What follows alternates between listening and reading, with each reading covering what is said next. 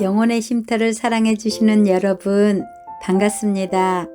여름의 첫 달 행복한 순간들로 가득 채워보세요. 오늘은 사도행전 3장 4장을 읽겠습니다. 3장. 어느 날 오후 3시 기도하는 시간이 되어 베드로와 요한이 성전으로 올라가고 있었습니다.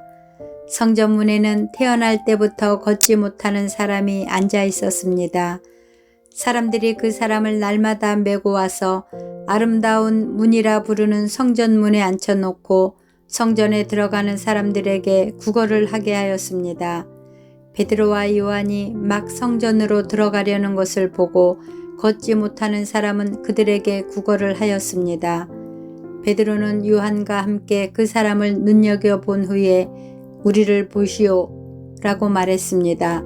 그 걷지 못하는 사람은 무언가 얻을 것을 기대하면서 두 사람을 쳐다보았습니다. 그러나 베드로는 이런 말을 하였습니다. 은과 금은 내게 없으나 내게 있는 것을 당신에게 주겠소. 나사렛 예수 그리스도의 이름으로 일어나 걸으시오.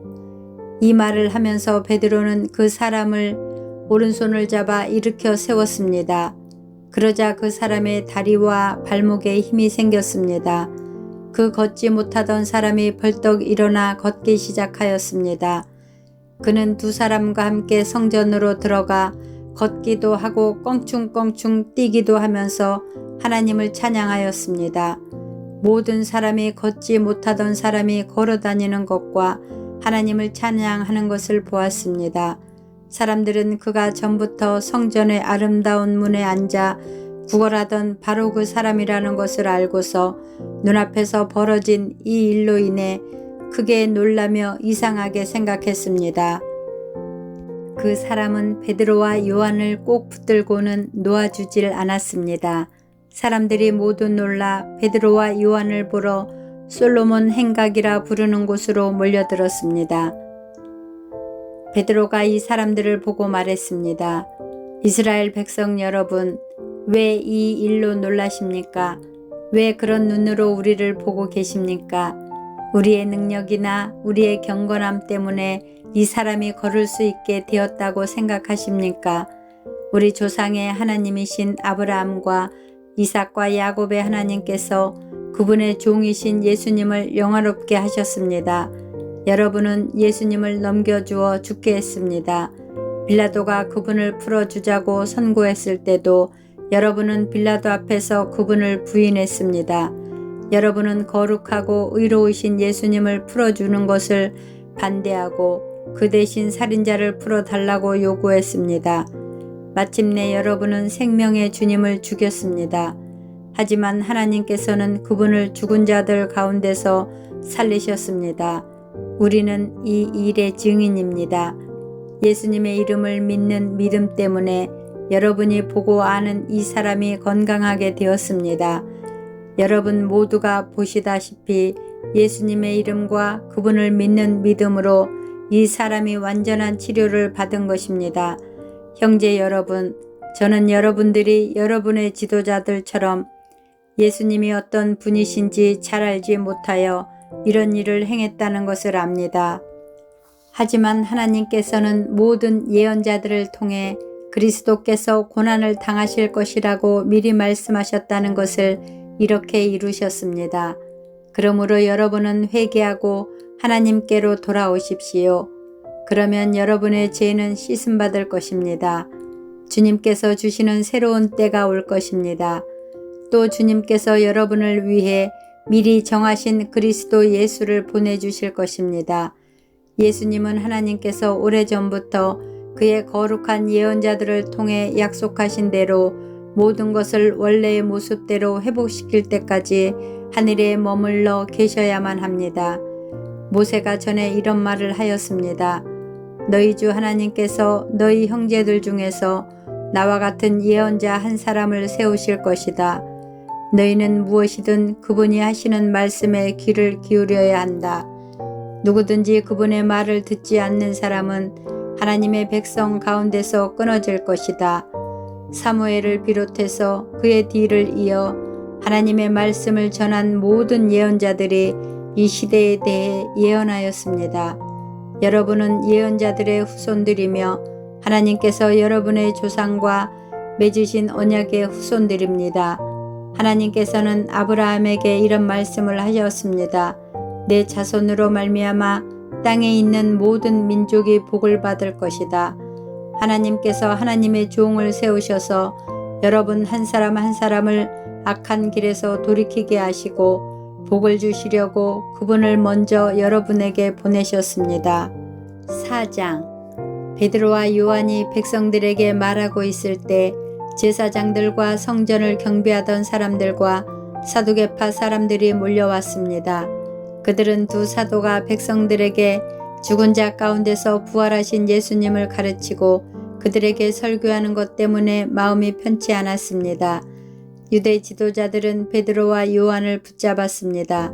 그러나 날이 어두워졌기 때문에 두 사람을 다음 날까지 감옥에 가두었습니다.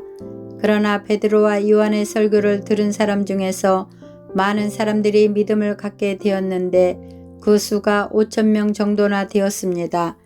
이튿날 유대 통치자들과 장로들과 율법사들이 예루살렘에 모였습니다. 대제사장 안나스를 비롯하여 가야바, 요한, 알렉산더, 그리고 대제사장 가문에 속한 사람들이 다 모였습니다. 그들은 베드로와 요한을 앞에 세워놓고 도대체 너희가 무슨 능력으로 또 누구의 이름으로 이런 일을 하느냐 라며 신문하기 시작하였습니다. 그때 베드로가 성령으로 충만하여 그들을 향해 다음과 같이 대답했습니다.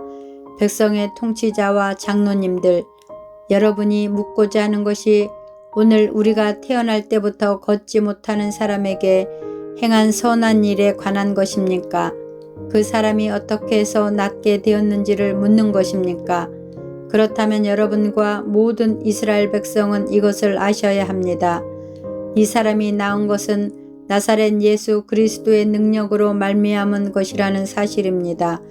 여러분들은 십자가에 못 박았지만 하나님께서 다시 살리신 나사렛 예수 그리스도의 이름으로 이 사람이 완전히 나음을 얻어 여러분 앞에 서 있습니다.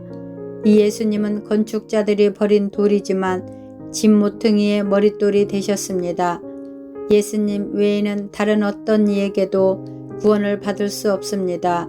하나님께서는 온 세상에 우리가 구원받을 만한 다른 이름을 주신 적이 없습니다.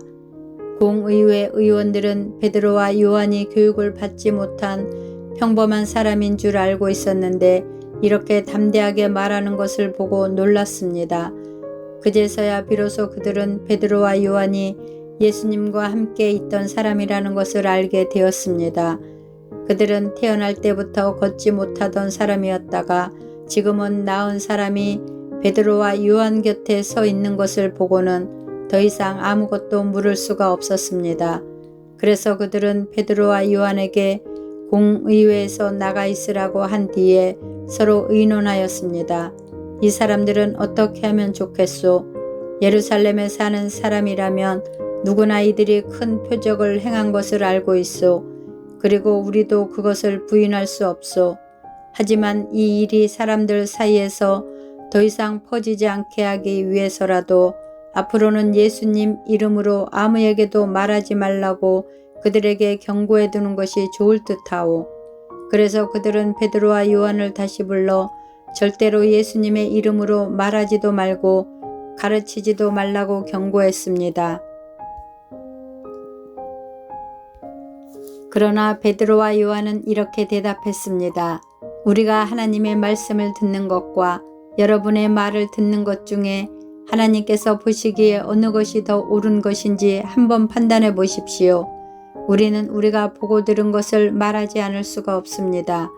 조금 전에 일어난 일을 본 사람들이 하나님을 찬양하고 있었기 때문에 유대 통치자들은 두 사람을 어떻게 처벌해야 할지 결정할 수가 없었습니다.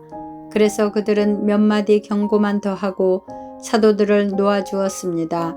이 기적으로 병이 나은 사람은 40살이 넘는 사람이었습니다. 베드로와 요한은 유대 통치자들에게서 풀려나자 동료들에게로 가서 대제사장과 장로들이 자기들에게 한 말을 그대로 전해 주었습니다.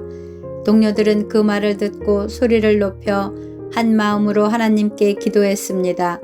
하늘과 땅과 바다와 그 가운데 있는 모든 것을 창조하신 전능하신 주님, 주님께서는 주님의 종인 우리 조상 다윗의 입을 빌려 성령으로 이렇게 말씀하셨습니다. 어찌하여 민족들이 화를 내며 어찌하여 백성이 헛된 계획을 세우는가.